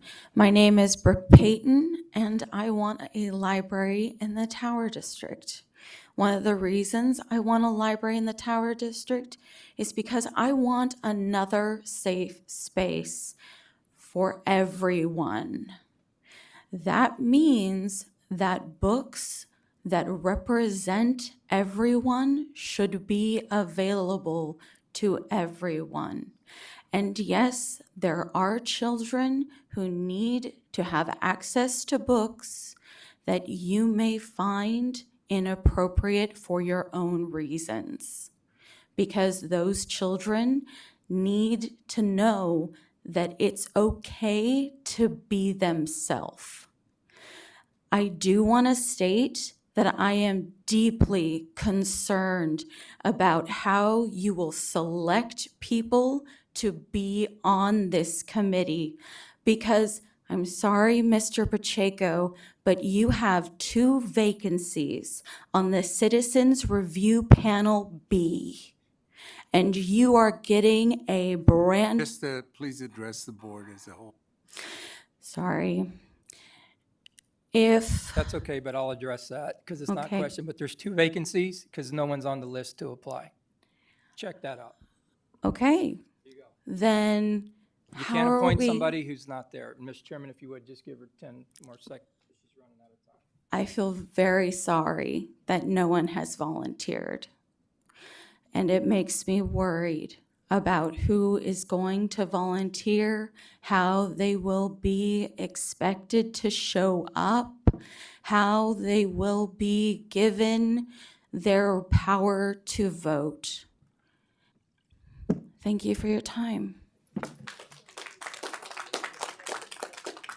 Ma'am, you'll be the last speaker. I'll be short. I'm Dr. Lenny Villagomez-Reeves. I'm a parent, I'm a grandparent. I spent 20 years in the ER at Valley Children's.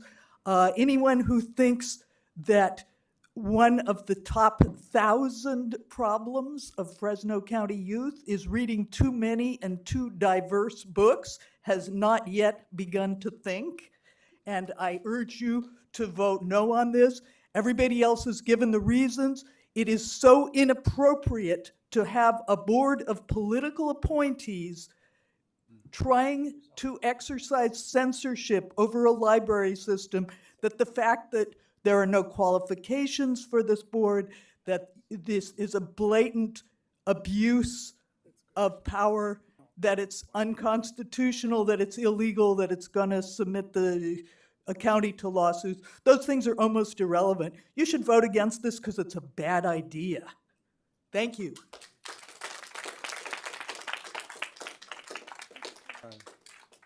2 left. Supervisor Pacheco convinced me. My name is Virginia. I'm a resident of Fresno in District 3, and I'm a librarian at Fresno State. The following statement is my personal statement. Supervisor Brando has stated this resolution is not a ban and not targeting any individual group, but this is the same supervisor who this summer proposed the Fresno County Flag Ordinance, which removed pride flags from all county properties. If this resolution is passed, it will be queer, black, and brown stories removed from the children's section, because it always is. Whatever intent this resolution claims, the impact will be racist and anti-LGBTQ. Libraries are not neutral. We can and must condemn hate and discrimination when it happens. And whether or not this resolution is passed, libraries will continue to provide all patrons with access to stories, and efforts from the Brooklyn Public Library and Seattle Public Library are providing youth across the country with national library cards that are giving them complete access to their digital collections. With 30,000 Fresno residents at risk for eviction and over 4,000 residents who are unhoused, this resolution poses a waste of time and taxpayer money in an effort to limit public access to resources, rather than investing in a living wage and health insurance for our healthcare workers and an end to houselessness and the crime of poverty. Thank you.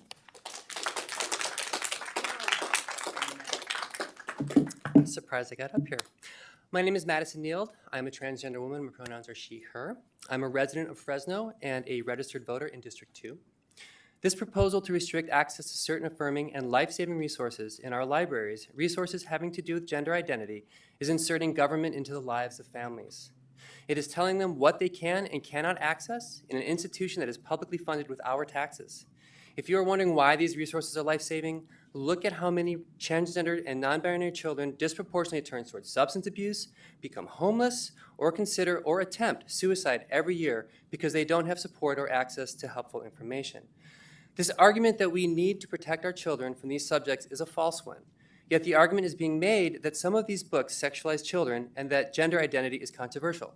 Sexuality is not gender identity. Gender identity is not controversial. The kids who are at the ages we are talking about here have no concept of sexuality, but they do have a concept of their gender. And they and their families should have easy access to books and resources that have been openly displayed on our library shelves for decades. The examples that were used for this argument, that these resources are controversial or sexual in nature, have been completely taken out of context, and it seems the only people who are bringing sexuality into this conversation are Brandau, along with a tiny minority of parents who are pushing for this assault on our freedoms. They are using transgender and non-binary children and their families as weapons to score political points. For the parents out there who don't want their children to be exposed to these resources, they have every right to censor that information from their own children. But this board nor those parents have the right to keep our families from accessing resources that are desperately needed by those in our community. This is nothing more than government overreach. And one more observation. For those on this board who generally align themselves with conservative political philosophies, one that says government is the problem and not the solution, you sure are turning that on its head. It's absolutely hypocritical to support this proposal. Thank you.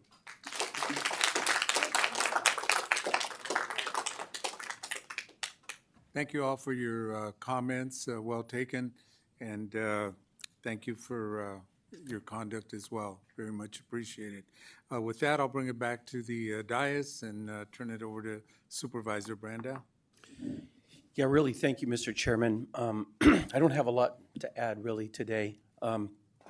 We've heard this for the second time. It's been a lot of exposure in the media, and I don't think we need to rehash a lot of issues personally. I felt like there was a lot of misinformation today, but I don't feel like it's going to be valuable to for me to cover all of that.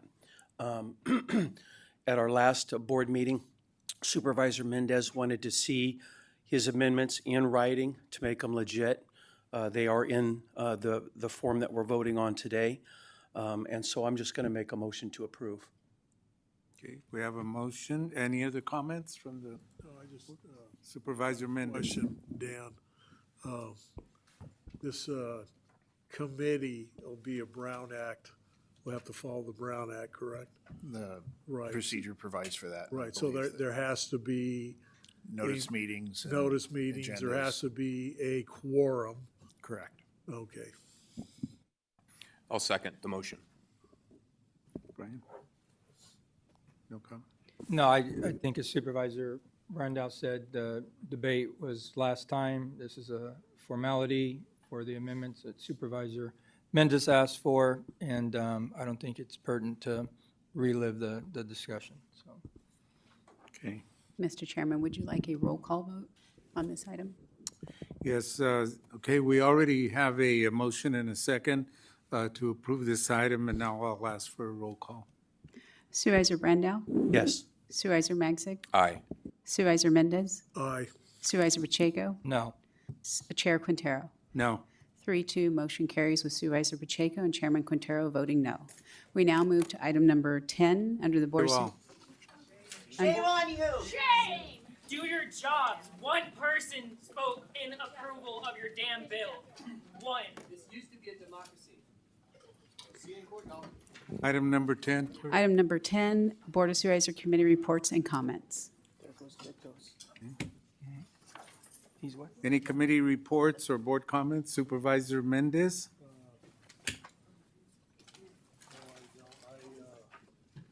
We'll attend the Air Board study session.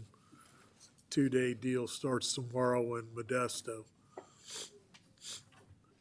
Okay. And we had our CSAC meeting and you were reelected to the board? Yes, I was. Congratulations.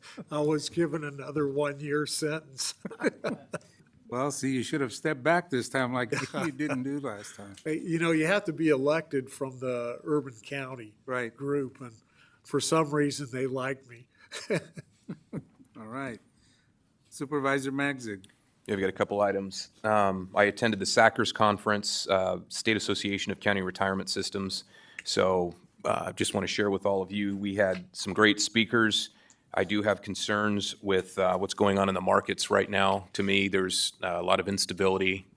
Fortunately, we've seen longer term interest rates kind of coming down a little bit. And with some weakness in job creation, the Fed may be prone to cutting rates possibly second quarter next year. We will see. But if rates remain high, there's a lot of businesses that are under extreme stress. That's going to impact markets and then impact the value of our portfolio that we have, which pays our retirees. So prudence is important. Also, I attended the CSAC conference and had a great time with Buddy and other county supervisors. So enjoyed that, and I enjoy being Buddy's alternate. Let's see here.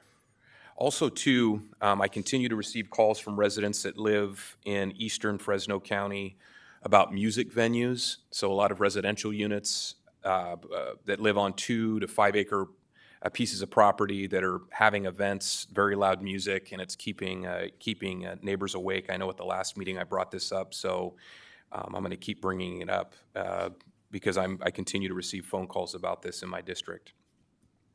Also, this Saturday is the Clovis Children's Electric Parade that's going to be taking place in downtown Clovis, December 2nd. It will begin at 6:30 p.m. This is something I've had the pleasure of participating in. This might be my 25th year participating in it, so I've really enjoyed that. It brings the community out, and I just want to share with all of you, I had a great Thanksgiving, and I'm very thankful having an opportunity to serve on this board because I've seen others where there's a lot of conflict. They can be tense, but here on this board, clearly we have different ideas, but we're able to disagree without being disagreeable. So I appreciate that about all of you. Yeah, thank you, Mr. Chairman. I'd just like to mention that I was honored to finally do a ribbon cutting for Veterans Boulevard last week, and Supervisor Pacheco, Supervisor Mendez, and former Supervisor Larson were also in attendance with a lot of other community leaders. But it's just fantastic to finally get a project of that magnitude done with the help of many different pots of money, but one of them is Measure C, and so a very valuable project for the people that live west of 99 in Bryan's district to connect with the city of Fresno. So, Supervisor Pacheco. Well, I would just add to that, yeah, it was a long time coming, and I was very pleased to have my predecessor there, Supervisor Larson, who pretty much spearheaded that whole endeavor and kept it going, and he just told me, just make sure you see it through, and I was very happy to see it through. But if there's any concern at all about Measure C, that's a prime example of why we need Measure C and how it's crafted by the Transportation Authority. So that's all I'll add to that. Thank you, Mr. Chairman.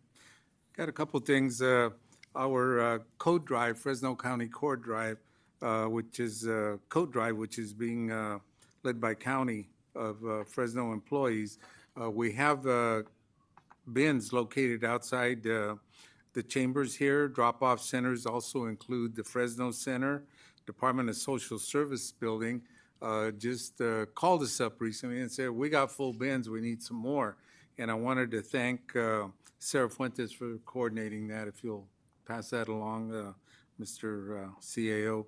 Also attended the CSAC conference and had run into my colleagues there frequently at different workshops. Also, Mr. Nerland and Mr. Hill and our county clerk. A lot of good information shared there, a lot of good, strong contacts and ideas that I know will be brought back and looked at as far as being able to see if any of that fits into Fresno County.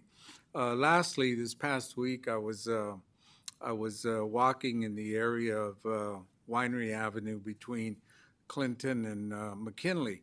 And there's just a lot of apartments there that are middle income. Quite a few of them are being subsidized. But the thing that really struck me was seeing the heart of Fresno County, because knocking on some of those doors on apartments, I ran into some nice individuals. One lady that was watching her grandkids was cooking Thanksgiving dinner already. This was like on a Wednesday, and I said, "Oh, well, how many are you expecting?" She said, "No, my girlfriends and I do this every year. We'll look in the newspapers and see what's on special at the stores and which one's giving a free turkey." She says, "And we'll go and buy and get the free turkey. We bring it home and cook it, and then we take it and serve it to the homeless community." I said, "Oh, what organization do you work with?" And she said, "We don't work with any organization. We just do this. It's Fresno. We take care of our own." And I said, "Oh, well, where are you going to go serve?" And they said, "Oh, there's a ditch over by Cedar and Shields area, and we're going to go over there. But we pick a different spot every year. So, Poverello House takes care of their folks, Rescue Mission." She said, we're just doing this every year." And you can tell that they didn't have much, but their heart was there, and that's what they do. And I came, another lady, young couple. She said, "Well, my husband works. I watch the kids. They go to school. They're on vacation. But, we cook for the homeless on Thanksgiving so that the kids can learn to help one another." And it was real heartwarming to see something like that, there's all these individuals out there that are not part of an organization, but they do it from their heart, and they want to teach their kids, the meaning and the spirit of giving, and what also leading into what Christmas is all about. And like I said, these are folks that don't really have the wherewithal to give and give and give monies, but they do it from their heart and the food that they're able to get together. And they've been doing it 10, 15 years. And so they said, "We're just thankful for what we have and we're able to give." So to me, that really showed a lot about the spirit of what Fresno County's about. To me, it's always been a real giving community. So, nobody complained. Everybody just said, "We're thankful." So I just thought that that's a good story to share about what the heart of Fresno County has. So wanted to share that with all of you. So with that, we'll move on to board appointments. Supervisor Mendez. On the Commission on Status of Women, reappoint Alma Beltran to the position of Commissioner. Supervisor Magzik. I have two. To the Waterworks 18 Board, appoint Brenda Hobbs to the vacant District 5 seat. And also to the Fresno Regional Workforce Development Board, reappoint Chris Zeitz to the at-large city-county education/government seat, which expired on 11/1/2023. Supervisor Pacheco? None. Okay. I'd like to appoint William Seacrest to the at-large position on the Historical Landmarks and Records Advisory Commission. Okay. Next, clerk. If you'd like to go out to the public and entertain a motion for item 11.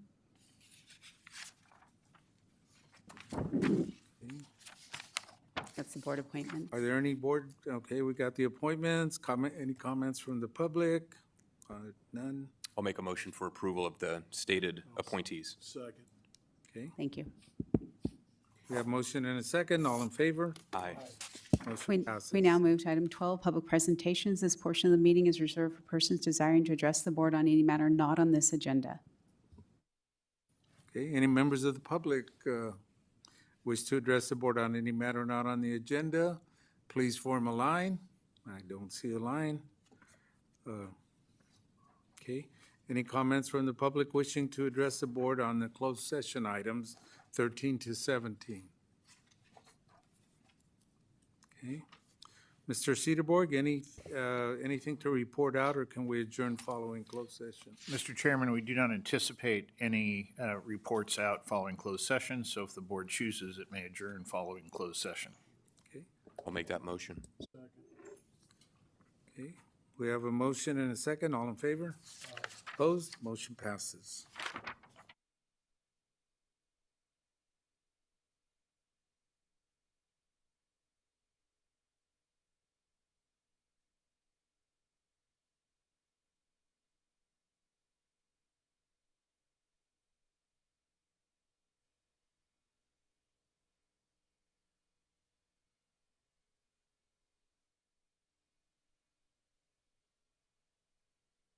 Meeting with the invocation led by District 3 and the flag salute. The invocation, following the invocation, please remain standing for the flag salute. And for today's invocation, I would like to introduce Sergeant Michael Mukes, security person for the County of Fresno. He was a Edison Computech High School graduate in 1991 and captain of the football team in 89 and 90, went to Fresno City College